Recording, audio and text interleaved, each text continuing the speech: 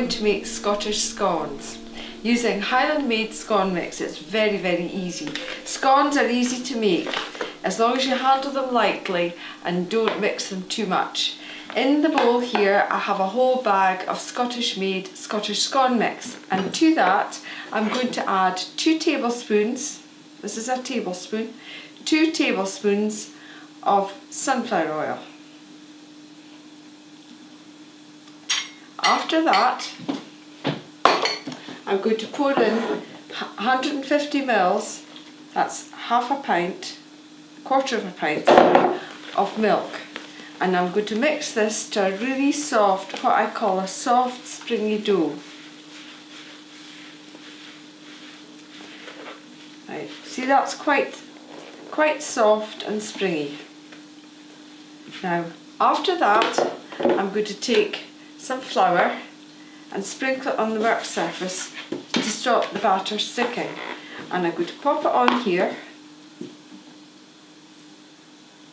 Then I'm going to use lightly floured hands and just sprinkle over the top, and then I'm going to pat it out with the palm of my hand.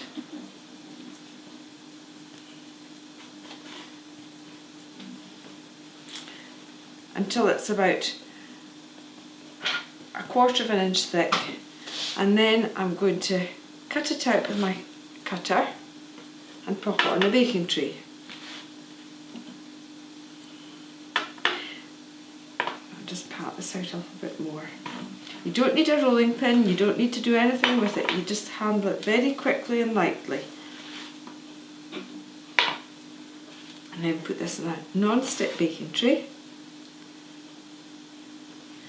And before I started mixing, I turned the oven on to heat at gas mark 7, which is about 425 Fahrenheit and 200 degrees centigrade.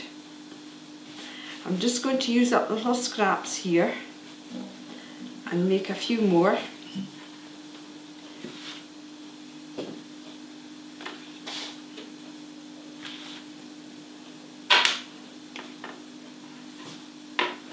You'll get about 10 to 12 scones out of this packet of mix, and they bake very quickly. They take 8 to 10 minutes in the preheated oven.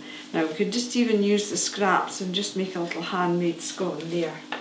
Now if you want the scones to look really, really professional, beat an egg and just use a pastry brush to paint the top of the egg, and it means they'll come out all glossy and shining out of the oven. I'm just quickly going to paint the top of these with the beaten egg, and then we're going to put them in a shelf in the oven which is nearer the top than the middle, to let them rise very quickly. The secret of good oven scones is not to handle them very much and to bake them in a really well heated oven.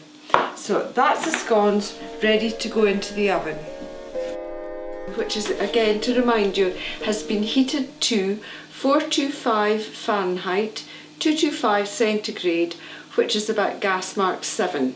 It's important to have the oven hot before you put the scones in and to time them accurately, because they'll burn very quickly. I'm going to put the timer on after I've put the scones into the oven for about 8 minutes. Got the scones in the oven, close the door, and I'm going to put on the timer for 8 minutes. In Scotland it's traditional for us to have butter, and I've made these into old-fashioned butter curls, which are very easily done using a little gadget which is shaped a little bit like that. It's all serrated, and you heat it in hot water and then pull it across the top of the butter. I've also got some homemade jam. We usually have a selection of homemade jam. Today I've got homemade red currant jam made by a friend of mine who lives at Torridon, from red currants that come from her garden. And I've also got some homemade raspberry and strawberry jam. Some people like rhubarb jam as well. That's very popular in Orkney.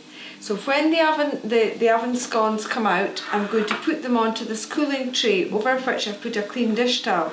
Now, wrapping the scones in the clean dish towel traps the steam in the scones as they cool and makes them really, really nice to eat just when they're warm. Okay, that's the scones ready now. I'm just going to take them out of the oven.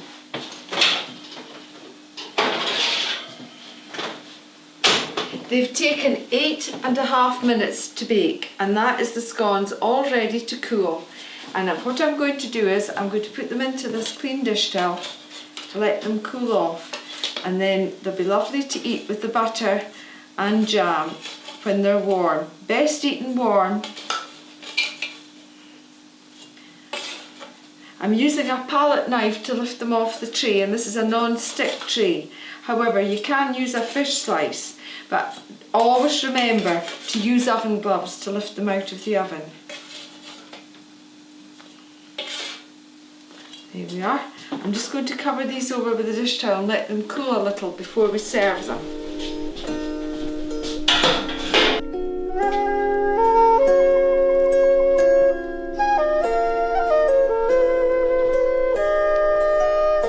The scones cooled off enough for us to split and let you see what they're like inside. I'm just going to cut one through the middle. Let you see how lovely and light they are inside. Very easy to make. We're going to spread some with some butter. We'll just pop some butter on.